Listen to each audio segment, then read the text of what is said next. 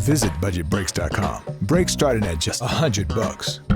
Count on Local 3 News for more local stories.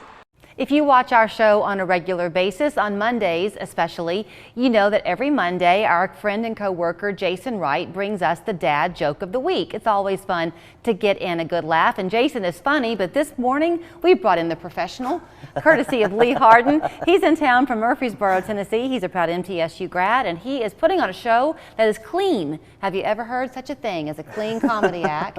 This Friday at the Seed. Yeah. Good to see you. Yeah, you too. Thanks for having me. This is so cool to be here. It's so fun. You sent me this email, and that's what he did in the email. He spelled it out and said, "My act really is clean, I promise." And I don't mean to harp on that so much, but everybody enjoys a good laugh. Absolutely. And so, you know, I'm all things comedy. I love funny is funny for me. So I'm not anti unclean humor. Sure. My favorite comedians are like Dave Chappelle and those type of guys, George Carlin, but that's just not how I grew up talking around the house or, you know, my family and friends. And guys like Gaffigan and Foxworthy were the reasons I wanted to do stand-up. And so that's how I talk off stage. I'd have to create a whole new act to try to be filthy on stage. And I wanted to be clean because there's these theaters I'm doing. Yeah. And I think there's people that like stand-up comedy but may not step foot into a comedy club because they're worried it may not be clean. And so I think this gives people an opportunity to check out live stand-up comedy. So we talk to a lot of people. You're not from around here, so I'll kind of fill you in on the show, but we talk to about 30 people a week. Oh, wow. On the show here. And most of them typically tend to be local. But back in the day, we would have comedians that would come on. Okay. And I learned something about comedians, Lee. Yes. And that is that you are actually human beings like everybody else. Believe it or not. So as much as we want to hide it, yeah. So you have your act when you get up there on stage on Yes. Friday, but to ask you, we'll do a little something for us. Oh, yeah. You can't do that. It's so hard. easily. I've tried, and I would, you'd be around like a party, like they would tell. Be funny. Yeah. And I always try to hide, like, don't tell them I'm a comedian, but they'll do it. You throw out, like, come on, you try a joke, and they just look at, it's like the scene from Finding Nemo. Yeah. Where he tries to tell a joke, and they're like, well, he's not, or clown, he's not very funny. It's very much like that. But are you kind of always creating jokes in your head? Like musicians will often see something or hear somebody say something, and they've got a lyric now in their head. Do you sometimes in your car come up with a joke and you perfect it on the way home? Oh, absolutely. Like, we're on the road all the time, so I've got hours to think through, all right, if I set it up this way, it could be funny this way, but just life is funny. Like, What about life is funny? Oh my gosh, just the jobs that you work, like, you will answer questions you never thought you'd have to answer, like, just the situations that you're in, like, I don't know, I'm trying to, like, when my first comedy special came out on Dry Bar, I was excited. A lot of people were seeing it. My first real fan reached out to me, and I'm like, well, this is nice. I got to know him for a little bit, and then we started chatting. He was just so nice. And then the more I got to know about him, I found out that he was deaf. Oh. And yet he had liked your comedy. So a thing where you need to hear the act. Thank you for the compliment. This guy couldn't hear my act. Right. So the one fan I had couldn't hear me. So, like, there's so many things you can't write. Right. But as long as you remember them, write them out. And if you can make it fun for everybody, and hopefully the crowd knows that I'm not making fun of someone who's deaf, it's just the situation made me laugh so hard. At the time I was bummed. I thought I was going to be famous. I'm like, the one guy that likes me. Okay, but you've had some pretty big hits. Like you've been on the Mike Huckabee Show. Absolutely. And the Mike Huckabee Show was so fun. Mike Huckabee's one of the nicest men you'll ever meet. But I had an embarrassing moment on that show.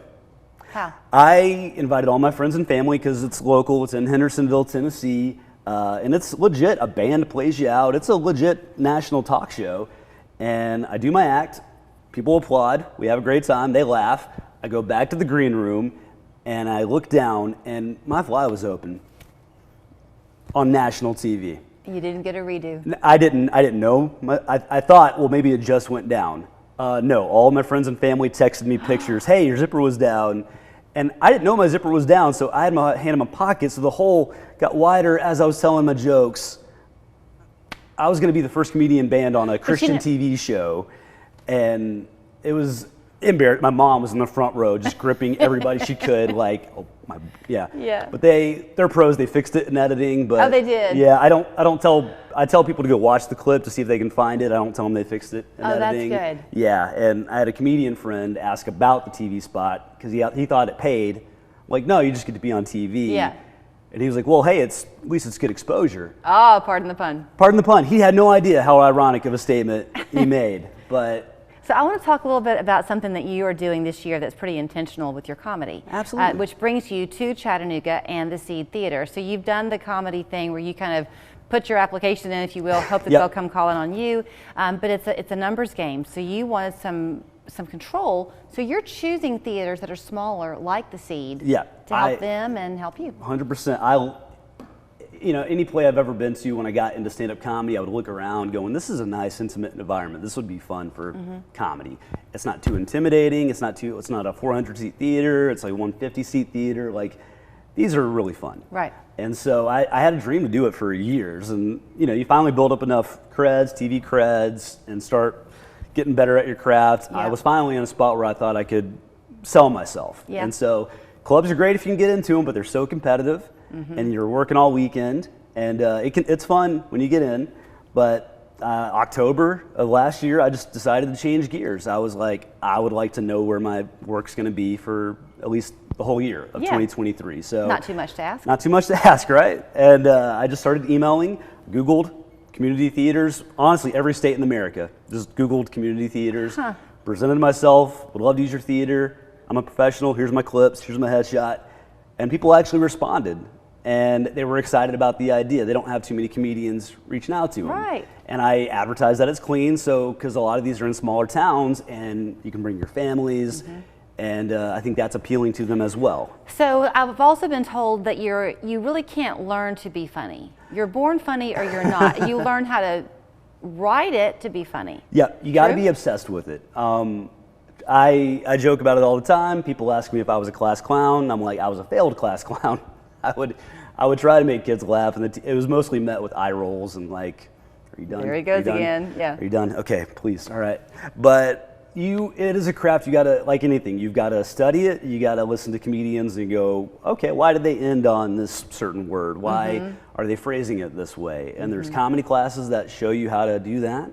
And so you can improve. If you're obsessed enough with anything, you'll find a way to improve on it. You were a film major at MTSU, right? Yeah, video production. So the thing in that, you if you're in television or anything like that, you shoot all the stuff and then you have to edit it down. Editing is its own skill. Oh, yes. Same is true with what you're doing now, only you're editing words. 100%. And you have to have awareness. You're doing a show, you do your joke you're so excited about. You have to be honest. All right, is this getting a real reaction, or is this getting like a courtesy laugh? Right. How do I get the tools out and fix that? So you're here for one night only. Yes. It's Friday at the Seed. The family is welcome to come. Absolutely. Humor for everybody. So which is the comedy etiquette? Do you laugh in the moment that you feel the humor? Do you laugh when you want to laugh? Do you wait for a pause? How do you want people to engage? Oh, absolutely. I mean, comedians, we spend hours writing jokes to, we want them to laugh at a certain time. Yeah. And so ideally you want them to laugh right at the end of that When word. you intend it. When you intend it, that's the goal. Sometimes there's funnier moments in the moment with an audience member. More often, so many times an audience member will throw out a line. You shouldn't heckle, but sometimes they'll throw out a line that destroys, and you're just like, Okay. That's funnier than anything I've came up with. Well, don't destroy him. He's a good guy. So welcome to town, Lee Hardin. Thank you so much. Thanks for having me. I'm looking forward to it. You can go and see him at the Seed Theater this Friday at 7 o'clock. 7 o'clock. And do they get their tickets at the door or by going to your website? You can go to the website, and there is a ticket link, a direct ticket link as well. Okay. You can also go to the website. The website's a different name. It's b4ck.com. Okay. So yeah, but there's definitely a Facebook advertisement that gives you the ticket link, and yeah, my website has it as well. And that website is leehardincomedy.com. Thank you. Thank you so much. Wedemark Keith takes pride in protecting the rights of injured workers. Suffering an injury while at work is a traumatic experience and financial burden. Your job is to recover, and our job is to recover for you.